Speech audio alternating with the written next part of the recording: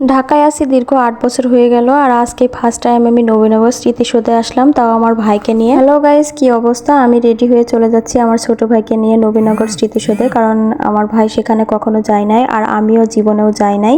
এজন্য আমার ভাই বলল যে সারা জীবন তো বালিশের নিচে টাকা রেখে দিলে, এখন টাকা একটু বের করার একটু ঘোরাঘুরি করা আমাকে নিয়ে। অলরেডি আমরা চলে এসেছি, দেখেন, দেখতেই পাচ্ছেন। আর এখানে প্রচুর পরিমাণে মানুষ ছিল। আমি তো চারিদিকের প্রকৃতি দেখে আর চারিদিকের দৃশ্য দেখে অবাক হয়ে যাচ্ছিলাম, কারণ লাইফের ফার্স্ট টাইম এসেছি, কখনো দেখি নাই আমি। ভিতরে এরকম হবে আমি সেটা জানিও না।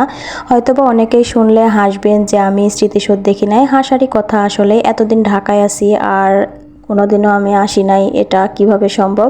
আসলে ওইভাবে আসা হয়ে ওঠে নাই। আগের বাসা যেখানে ছিল সেখান থেকে স্মৃতিসৌধ বেশ খানিকটা দূরেই ছিল, এজন্য আরও আসা হয় নাই। বর্তমানে যেখানে বাসা নিয়েছি সেখান থেকে নবীনগর, জাহাঙ্গীরনগর বিশ্ববিদ্যালয়, মিরপুর, তারপরে গোলাপনগর সবকিছুই অনেক কাছে, এজন্য অনেক ঘোরাঘুরি এখন দেখতে পাবেন। আর প্রতিদিন নতুন নতুন ভিডিও এখন আমার দেখতে পাবেন, কারণ এখন ঘোরাঘুরিটা আমি একটু বেশি করব, এজন্য আর কি। যদি ভিডিওর জন্যও বলতে পারেন, আবার নিজের মন মানসিকতার জন্যও বলতে পারেন। আসলে রুমবন্দি হয়ে থাকতে থাকতে না আমার আর ভালো লাগে না, বোরিং লাগে। এখন মনে হয় যে এত টাকা দিয়ে কি করব? পৃথিবীতে যতদিন বেঁচে আছি ততদিন যদি নিজের মতো করে না বাঁচতে পারি, নিজের মতো করে চলতে না পারি, টাকা দিয়ে কি হবে বলেন তো? মরে গেলে তো সব পড়ে থাকবে, তাই না? এজন্য আর কি মনে হয় একটু নিজের মতো করে বাঁচি, নিজের মতো করে চলি। আমার মতো যারা যারা এই ভুল করেছেন ঘরবন্দি হয়ে বসে থেকে, তারা নিজেকে একটু সময় দেন, দেখবেন যে নিজের অনেকটা ভালো লাগবে। আর যদি বাচ্চা থাকে তাহলে বাচ্চাকে নিয়েও একটু ঘুরবেন, দেখবেন যে বাচ্চার মন মানসিকতা ভালো হবে। তারপরে বিভিন্ন জায়গায় গেলে বিভিন্ন কিছু দেখলে বাচ্চারাও নতুন নতুন অনেক কিছু কিন্তু শিখতে পারে, নিজেও অনেক কিছু শেখা যায়। এখানে আমার ভাই হচ্ছে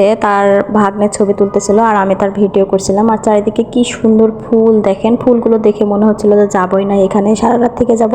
কিন্তু দুর্ঘটনাবশত আমরা এসেছি লেট করে, অলরেডি 5টা বেজে যাচ্ছিল। আর এখানে 5টা পর্যন্ত থাকা যায় না, এজন্য বারে বারে বলছিল যে 5টা বেজে যাচ্ছে, আপনারা সবাই এখন বের হয়ে যান, চলে যান। আমার অনেক ইচ্ছে ছিল একবারে স্মৃতিসৌধের কাছে গিয়ে কিছু ছবি তোলা আর ভিডিও করা, কিন্তু সেটা আর সম্ভব হলো না। দূরে থেকে আপনাদের দেখাচ্ছি কি সুন্দর লাগছিল, দেখেন। বিয়ের প্রায় 9 বছর হয়ে গেছে। 9 বছর ধরে নিজের শখ আহ্লাদ ওইভাবে পূরণ করতে পারি নাই। এতদিন পর এসে আল্লাহর রহমতে নিজের শখ আহ্লাদ স্বপ্ন সবকিছু একটা একটা করে পূরণ করছে। আলহামদুলিল্লাহ, অনেকটা ভালো আছি আপনাদের দোয়ায়। আর এই ভালো আছি শুধু একটা মানুষের জন্য, সেটা হচ্ছে যে আমার হাজবেন্ড। সবাই আমার হাজবেন্ডের জন্য দোয়া করবেন। সে যদি ভালো না থাকে তাহলে আমিও ভালো থাকবো না, তার জন্যই আর কি সবকিছু।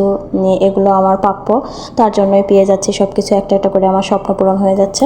সে যদি আমার পাশে না থাকতো আমার কোনো কিছুই করা সম্ভব নয়। সে আমার সবসময় পাশে থাকে আর সবসময় আমাকে ভালোবাসে, আমিও তাকে অনেক ভালোবাসি। সবাই আমার ফ্যামিলির জন্য, ছোট্ট ফ্যামিলির জন্য দোয়া করে যাবেন, আমার ছেলের জন্য দোয়া করে যাবেন। তো অলরেডি মোটামুটি ঘোরাঘুরি শেষ করে আমরা এখানে একটা দোকানে বসছিলাম, ফুচকা আর চটপটি অর্ডার দিয়েছিলাম। আমার ছেলে হচ্ছে ফুচকা লাভার, মেয়ে মানুষের মতো অনেক ফুচকা খায়, আর আমি হচ্ছে চটপটি খাই। আর আমার ভাইয়ের চোখের চশমাটা আমার চোখে দিয়ে দিয়েছিল। কেমন লাগছিল চশমা পরে বলেন তো আমাকে? তারপরে তো আপনাদের সাথে বকবক করতে করতে চটপটি চলে আসলো। আমার চটপটিটা বেশ পছন্দ, খুবই ভালো লাগে খেতে। আর এখানকার চটপটিটা অনেক ইয়াম্মি ছিল, মজা করে খাচ্ছিলাম একবার। তো খাওয়া দাওয়া শেষ করে আমরা বাসার উদ্দেশ্যে রওনা দিব। অনেকটা সন্ধ্যা হয়ে গেছে, রাত প্রায় 8টা বেজে গেছিল। জানি না গাড়ি পাবো নাকি রাস্তায়। তো যাই হোক, আজকের ভিডিওটি এখানে শেষ করছি। আবার নেক্সট ব্লগে দেখা হবে সবার সাথে। টাটা, বাই বাই, আল্লাহ হাফেজ। যদি প্রকৃতির সুখ পেতে চাও তবে 4 দেওয়ালের ভিতরে বন্দী নয়, খোলা আকাশের নিচে মুক্ত বাতাসে ঘুরো।